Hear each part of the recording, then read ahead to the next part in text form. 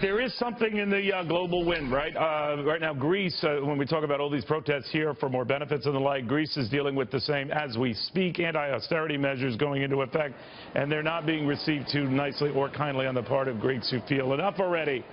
Although I don't know what the Greek term is for enough already. We've got some pretty smart folks who can sort of play all of this out and where big government is going everywhere. Bob Wiedemer joining us, Larry Winget, and Danielle Dimartino Booth.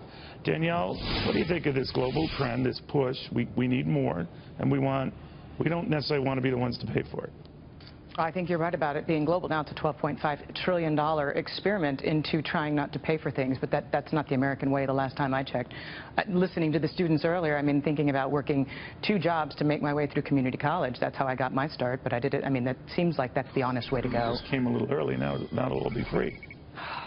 You don't think about it. Larry, when you hear that and you hear this young lady, she's very passionate about it. I take nothing away from her, but I mean, it seemed to be unrealistic thinking to assume that all of that could be paid for on the backs of 1 or 2% of the population, and everything's going to be hunky-dory.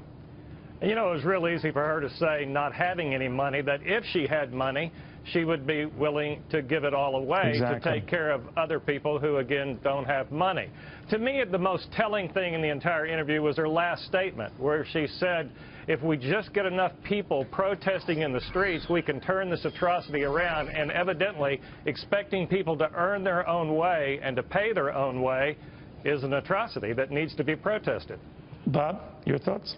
It's interesting. I think it's just part of a whole mentality that we now just don't worry about debt. We're almost immune to it. Of course, what she's saying doesn't make economic sense, but I'll have to admit, Neil, if you just threw $1 trillion of student debt onto our $18.5 trillion mountain already. I can't blame her. What's the big deal? We have a lot of debt. I mean, what's the big deal? And it's not just here, but around the world. We've doubled our world debt in the last 10 years, from about $90 trillion. That's a lesson that was carried away from the subprime housing crisis. It's that debt is expungible. It's not a good lesson, but you think about... And we're all victims. But you think about her generation. You think about where she's coming from. They've never known anything that wasn't a zero interest rate environment, so I don't think they necessarily have a true concept of debt, an entire generation. And you should stress here, I mean, all it takes is a slight uptick in those rates, and that debt becomes an even more worrisome burden. Larry, what do you tell kids, young people, when you go around the country? You're in big demand, a best-selling author. It's a tough love approach. You've almost single-handedly made a cottage industry. But I mean that in a good way. You're reminding people there is such thing as money in, money out. What reaction do you get when you are saying that?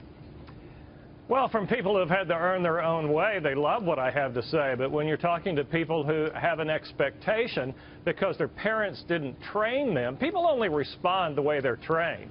And what was just said is absolutely right. These kids don't know any different way to approach things. There's an expectation that somebody should take care of them. So I tell people the only thing you're entitled to is your own opinion. The rest of it should be earned. And that is not a happy message right now among millennials, and especially people going to college. The Republicans aren't offering, they're offering the tough love approach, but they don't really give the long-term approach, right? Right. Bob, what do you think of that? Well, absolutely not. We just raised our debt ceiling. In fact, in one day, our debt just popped up $300 billion because we unwound the accounting tricks that kept our debt ceiling down. So, I mean, it's the whole society is kind of looking at each other, and, you know, nobody's really worried. Millennials are looking at the government. The government doesn't need to worry about debt. Well, the government inherently benefits, right, from some of the lowest borrowing costs globally in 5,000 years. It's pretty easy to make lots of empty promises when your own financing cost is the U.S. government, Uncle Sam. For now. For now.